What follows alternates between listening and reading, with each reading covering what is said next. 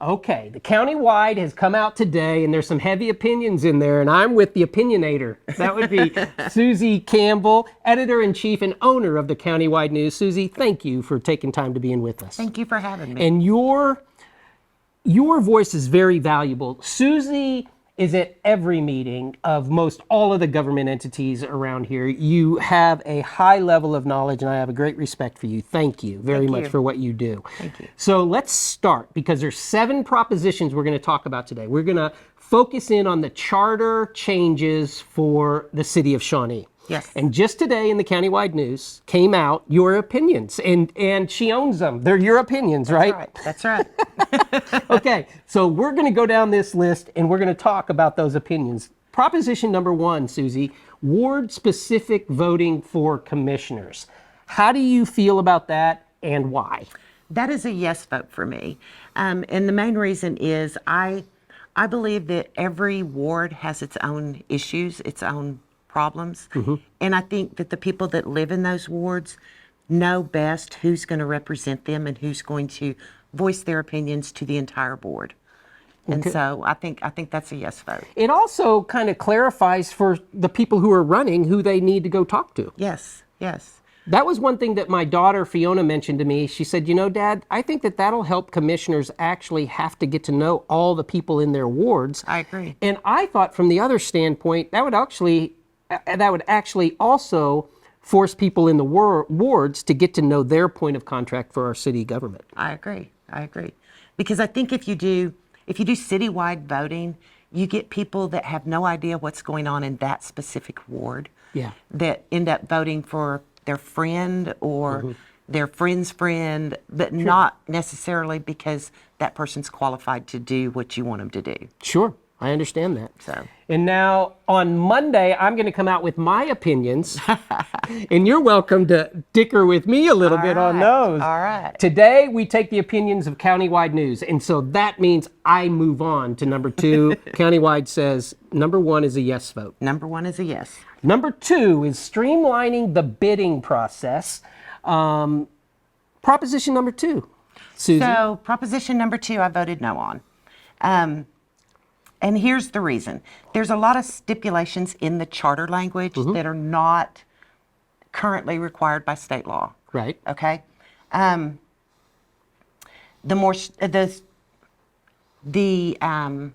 city says that the more stringent requirements relate to specific guidance for opening of the bids.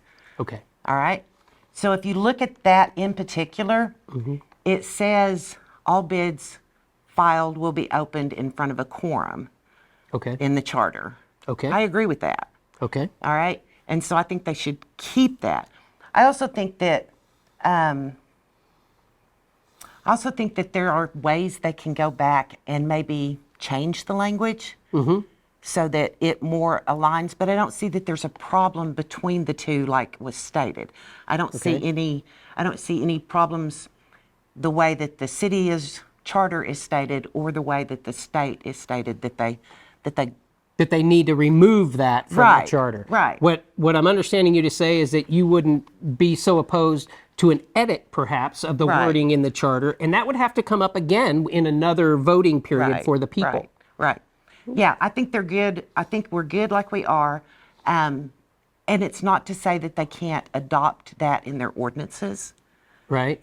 Because most of what you see in the state statutes just goes more in depth of what they have to do. Understood. And so I think they keep what they have in the charter because I like the fact that they specifically state that bids must be opened in front of a quorum of the commissioners. And that, as you understand it, is part of what would come out if it passes. Right. And it's not to say that that's not in the state statutes, but it's very specific as to how they do it and what they do in the charter. Okay. And so for our audience, you can go on the startup page, and the way you get to that from the home page of the Shawnee website is you go to the home page and you click at the top right corner. It pops down. It's going to say government. You go to that page, clicking on it. It then is going to pop to a sub-menu in which you will pick the charter vote. You have to scroll to get to the charter vote. but it's from that submenu. And then right there, you go down to the facts, click on that, and you'll get a fact page that'll bring up the different questions. And I believe this PDF is sitting there for you. And if it's not, we're going to have it on our page pretty quick. And I bet you're going to have that I will PDF have links pretty to quick. it too, yes. So Countywide News, Shawnee CTV, or the City of Shawnee website, and you can check the state statutes and how they would change. Right. And that's not just for number 2. That's going to happen on a few of them. That's a few of them, yes. Let's go to number 3, clarifying the start date for newly elected mayor and commissioners. Okay, so with that one, I'm actually okay with it either way. It could be a Okay. yes or a no vote. Basically what they're saying is, and first let me say, I think they put the cart before the horse when they made their resolution change. Sure. Because of the way they worded it. I just think Understood. that the cart was before the horse, and Worded the resolution. yes. And that resolution was to go to 1 meeting rather than 2. Right, and that was before they decided, oh, we need to change this too. Understood. But if you look at it, this probably should have been changed Years years ago. ago. Because with your general elections, they fall in June. Yeah. Swearing in comes the first Monday of the following month, which can fall on July 4th, we all know. Sure. And so that causes an issue.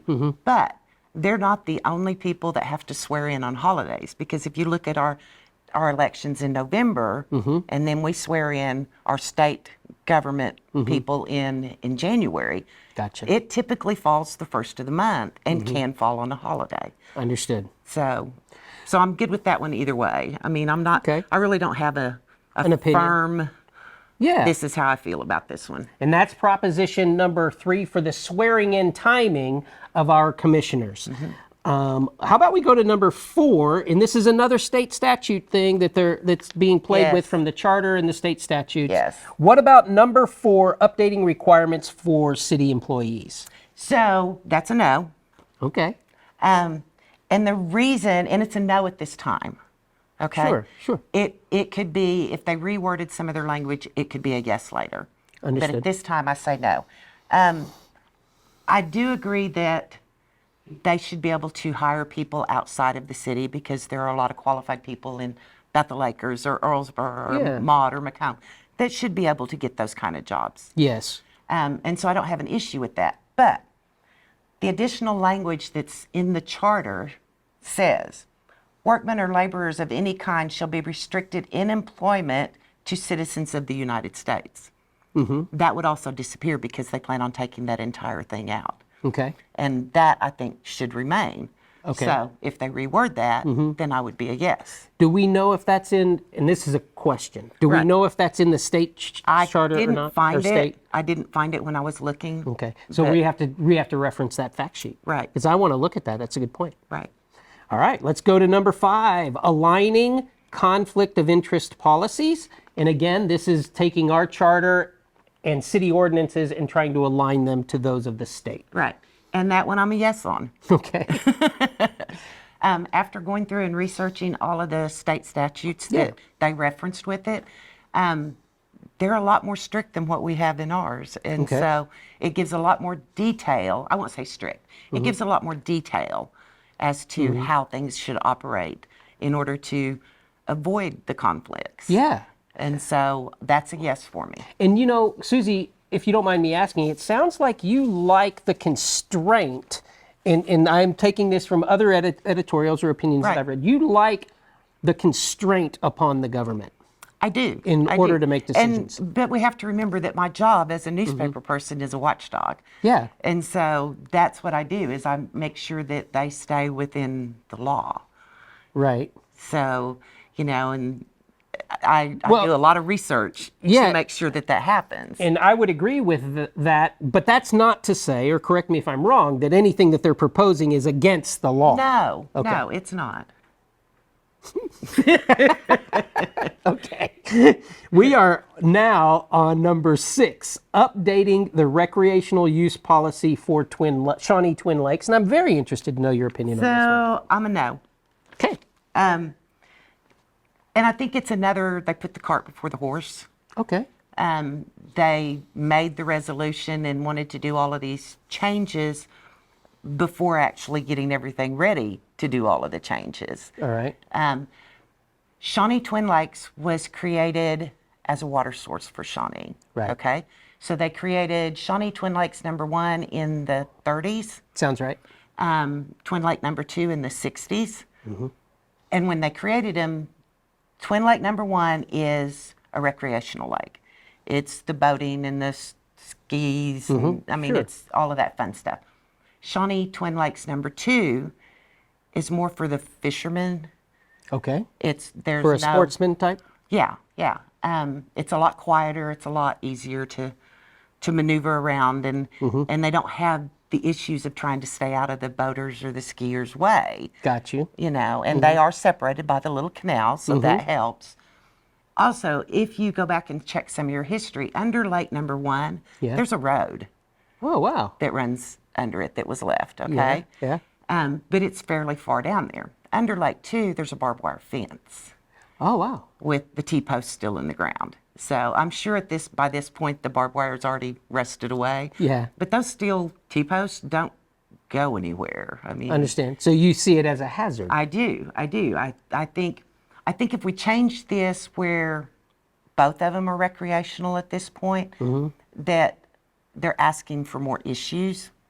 And I also, and this is only my opinion, Shawnee Twin Lakes is not big enough to do a big recreational park. Okay. It's a small lake. I mean, you can drive around it in 15, 20 minutes, the Right. entire two-lake area. Right. And so I'm not sure that they need to change that part of it. And the language that they're talking about removing, the only thing in the charter it says is that Twin Lakes #1 is for boating and skiing and Right. and et cetera, and that Twin Lakes #2 is not. Understood. Understood. And so if they remove that and that's all they're talking about doing is just completely repealing it, then no, I don't think they should. That takes a voice away from our voters Okay. that they have right now as far as the lakes are concerned. But Sure. if they remove that from the charter, then the commissioners go in at any point and make ordinances. Right. And not that they would be bad, but then the citizens lose their voice in the process. Other than being able to elect the commissioners that would be able but to they lose vote. their actual voice in how this works right now. And so you just, what I understand you to say is you don't think that we're ready I don't. for this kind of language change. Do I understand that you're not opposed to change your mind in that later? Or is that just something that you think, no, this is how it is and I think it should stay Well, this way? I think if they come up with the right language and convince me that they actually know what they're getting into, Right. then I might change my mind. But at this point, no, I don't think they're ready. Okay. One. And two, I don't think the community out there is ready for it. Okay. Fair enough. That's why we talk to the editor-in-chief right there. So that was issue number 6, or proposition number 6. Right. Now, proposition number 7 in the final, 7, such a beautiful number. Right. Updating policy for the cemetery perpetual care. What do you think about that? So that was another no. Okay. Wow. In the language for the charter, Mm-hmm. the very first thing it says in the section that they're wanting to remove is that 25% of every lot sold goes into a fund Mm-hmm. to care for the cemetery. Gotcha. In the state information that they put in there, it says donations Mm-hmm. Can go into a fund for it, but there's no set limit. Right. I think they should discuss that, because where's that money going to come from if nobody's making donations? Yeah, that I understand that.